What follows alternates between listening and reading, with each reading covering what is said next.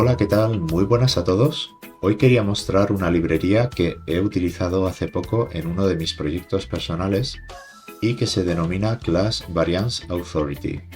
Tengo aquí un pequeño proyecto hecho en Vite, TypeScript, React y utilizo la librería de estilos de Tailwind y voy a intentar mostrar la ventaja principal que tiene para mí utilizar esta librería de CVA o Class Variance Authority. En mi archivo app.tsx, aquí se puede ver cómo estoy utilizando un componente button y le paso una propiedad mode para indicar el modo del botón. Por ejemplo, primario, secundario o peligro. Vamos a ver esto en el navegador web para que se vea mejor, así que voy a arrancar la aplicación con pnpm dev. Voy a pulsar control clic y aquí a la derecha podemos ver el resultado de este botón. Lo que comentaba, aquí por ejemplo en esta parte que señalo del código, estamos viendo cómo pasamos al botón que quiero imprimir su variante en modo primario, secundario y en modo peligro. En este siguiente trozo de código estoy utilizando el botón en modo primario, pero además quiero la variante size que controla el tamaño. Así por ejemplo estoy mostrando el botón en modo size small, medium o large.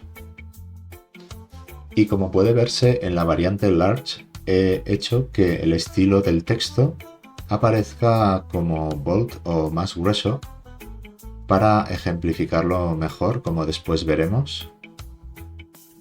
Y por último, más abajo en la tercera fila he creado 3 botones pero con una variante deshabilitada, así que aquí se pueden ver los botones en su modo primario, secundario y de peligro, pero deshabilitados. Entonces voy a entrar un momento en el componente button y esta es la manera en cómo crearíamos un componente button de forma tradicional en React. Utilizando TypeScript tenemos dos primeros tipos definidos: button mode, que puede ser primario, secundario o danger, y otro tipo, button size, que puede ser small, medium o large. Y a continuación he definido una interfaz para las props del button, que consiste en la prop children, que sería el contenido del button, en este caso el texto, y tendríamos estas 3 variantes que representarían a las props que hemos comentado antes acerca de las variaciones del mode, del tamaño y de si está desactivado o no el botón. A continuación definimos unas constantes para los estilos de Tailwind y, por ejemplo, la primera constante va a contener un objeto con los estilos del modo, el modo primario, secundario y de peligro con sus estilos correspondientes de Tailwind. A continuación, otra constante con los estilos del tamaño. También va a ser un objeto con las palabras sm, md y lg y sus correspondientes estilos de Tailwind. Y a continuación tenemos la función button, que representa el componente de React de este botón, y unas consultas para saber si debe pintar el botón en modo deshabilitado o si debe pintar el texto en formato bold o grueso. Así que aquí se está calculando, según las props que se le pasan al button, otras condiciones como si el texto debe aparecer grueso o si el botón debe aparecer con un estilo desactivado, y este cálculo se realiza de una manera imperativa, es decir, aquí estamos viendo cómo se calcula. Y esto, como veremos a continuación cuando utilicemos la librería de CVA, no va a ser necesario, sino que vamos a utilizar una manera más declarativa en lugar de esta forma imperativa. Así que va a quedar más legible y más limpio el código. A continuación, aquí devolvemos el tag button aplicándole los estilos que hemos calculado anteriormente y aparte unos estilos comunes independientemente de los cálculos y de las variantes. A continuación vamos a ver la diferencia con un componente botón que utilice la librería de CVA. Así que aquí, por ejemplo, voy a importar el que ya tengo hecho y que ahora veremos, button CVA. Voy a cambiar un momento estas referencias de button a button CVA.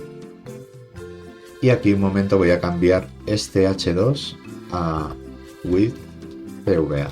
Vale, aquí vemos que ha cambiado el texto y en principio el comportamiento de los botones es similar al comportamiento tradicional del componente button, pero ahora estamos utilizando un componente button CVA que voy a mostrar a continuación.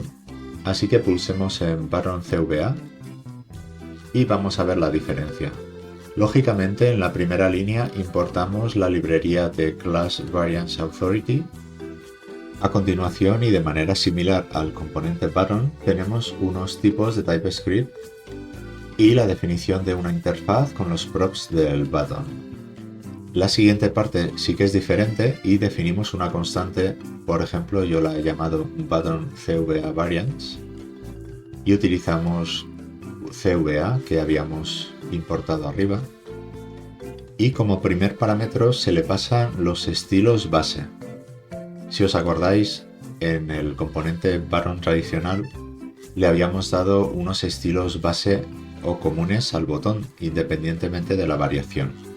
Aquí por ejemplo se le está diciendo redondeado y que haya una transición de colores con una duración de 200 milisegundos.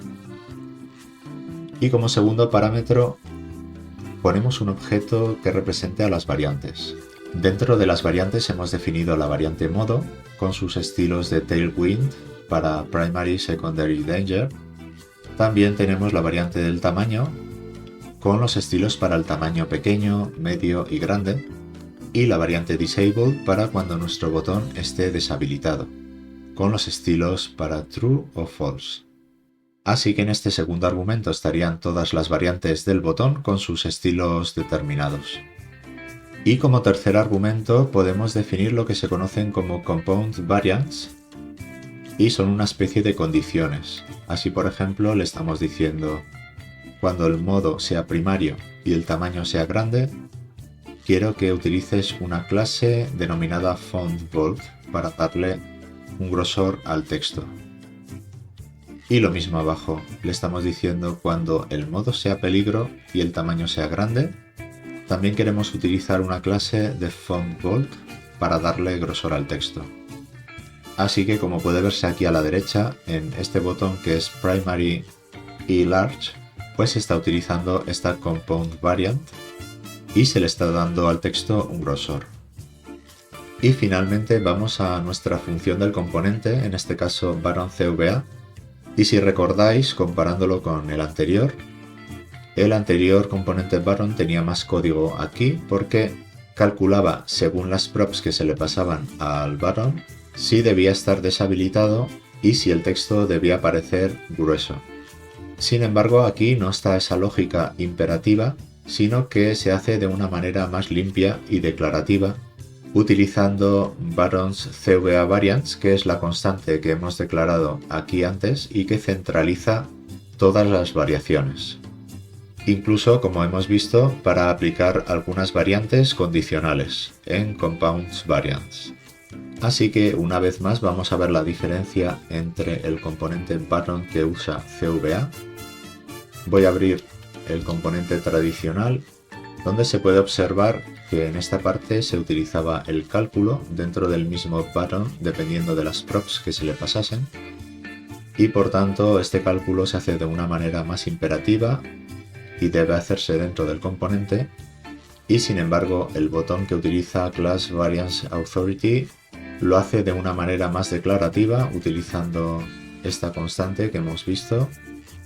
Este ejemplo es muy simple y tiene algunas variantes, pero nuestros componentes podrían tener muchas más variantes y beneficiarnos entonces de utilizar esta librería de CVA o Class Variance Authority. Así que nada, espero que os haya gustado este vídeo, un saludo y nos vemos en un siguiente vídeo de buenas prácticas. Un saludo y chao.